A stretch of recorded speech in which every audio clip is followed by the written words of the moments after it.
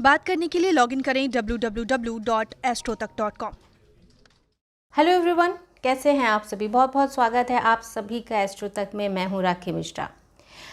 आर्थिक संपन्नता हर किसी को चाहिए होती है। फाइनेंशियल स्टेबिलिटी, फाइनेंशियल स्टेटस आप लोगों का कैसा, इस चीज़ की चिंता हम सबको हमेशा रहती है कि फाइनेंशियल या स्टेटस हमारा अच्छा होना चाहिए, लाइफ में स्टेबिलिटी होनी चाहिए। कभी परेशानी हो, कोई दिक्कत हो तो हमारे पास फाइनेंशियल क्राइसिस नहीं होना चाहिए इस चीज़ से। और जो एक बात कही जाती है, always save for the rainy days, इसके लिए हमारे पास पैसा होना चाहिए। वो तो हमारे अपने ही हाथ में है कि हम किस तरीके से बचत करते हैं, किस तरीके से हम अपने फाइनेंशियल चीज़ों को बैलेंस करते हैं। बट हम आपको कुछ ऐसी चीज़ें बताना चाहेंगे जिससे आपका पैसा व्यर्थ वेस्ट ना हो, वो आपके पास रुके। जिसमें पहले हमने कुछ वास्तु टिप्स भी दिए थे कि आपको अपना मनी जो आप घर में रखते हैं वो आपको कहाँ रखनी चाहिए। उसके लिए जो हमने सबसे पहली दिशा आपको बताई थी वो था वेस्ट ऑफ साउथ वेस्ट, जिसमें आप स्टेबिलिटी जोन है वो। तो अगर आप अपना पैसा रखेंगे तो वहाँ पे पैसा, जो भी चीज़ें आप रखते हैं वो रुकने के साथ साथ ग्रो भी करती हैं, बढ़ती भी हैं। इसका मतलब ये नहीं है कि पैसा आपका बढ़ने लगेगा, वो बढ़ेगा तो आपकी मेहनत के ही हिसाब से जब आप वहाँ पे, लेकिन आपकी जो कोशिश होती है, जो आपकी सोच होती है, वो पैसा बचाने की तरफ बढ़ती है। तो इस कंडीशन में आपका पैसा बढ़ता है। अब हम बात करेंगे एक बहुत इंपॉर्टेंट टॉपिक पे, आपके पर्स के बारे में, कि आपको अपने पर्स में ऐसी कौन सी चीज़ें हैं जो रखनी चाहिए या नहीं रखनी चाहिए, जिसकी वजह से भी कई बार हमें फाइनेंशियल क्राइसिस देखने के लिए मिलता है। सबसे पहली चीज़ की बात करते हैं कि जब आप पर्स में कोई चीज़ रखते हैं तो होता क्या है कि हमें क्या रखना है, हमें पॉजिटिव चीज़ें रखनी है।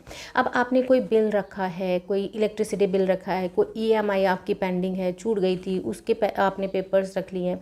इस तरह की चीज़ें आपको अपने पर्स में नहीं रखनी है, क्योंकि वो क्या है, वो आपको खर्चा शो कर रहा है।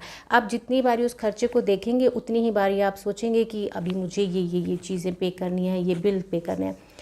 अगर आप उसकी जगह आप कोई एफडी रखते हैं या कोई ऐसी चीज़ रखते हैं, या अक्षय तृतीया का दिन आ रहा है, वो डेट आप निकाल के रख लेते हैं अपने पर्स में कि इस दिन मुझे सेविंग करना है। वो चीज़ जब आपके मन में बार बार रिमाइंडर आपको मिलता रहेगा तो उस दिन, उस पर्टिकुलर डेट पे आप कोई ना कोई अमाउंट सेव ज़रूर करेंगे।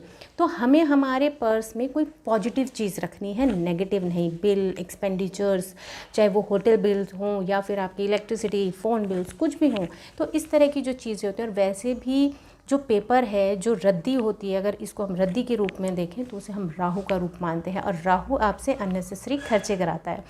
तो इसलिए आप अपने पर्स से इस तरह की चीज़ों, पेपर्स और बिल्स को रिमूव करें। दूसरे हम पॉइंट की बात करें कि आप जब अपने पर्स में पैसे रखते हैं तो वो भी ऑर्गेनाइज्ड होना चाहिए, क्योंकि ऑर्गेनाइज्ड जो चीज़ें होती हैं वो हमें एक किसी भी चीज़ को क्लैरिटी से शो करती हैं। अगर वहीं पे हम चीज़ें अनऑर्गेनाइज्ड रहती हैं, क्लटर्ड रहती हैं, अगर आपका पर्स क्लटर्ड रहता है, आपको पता ही नहीं है कि उसमें कितने पैसे हैं, कितने नहीं हैं, कितने सिक्के हैं या कितने रुपए हैं, नोट हैं आपके पास में, तो आप हमेशा कंफ्यूज रहेंगे कि आपने कितना अमाउंट खर्च किया, कितना नहीं किया, या आपकी सेविंग्स कितनी थी।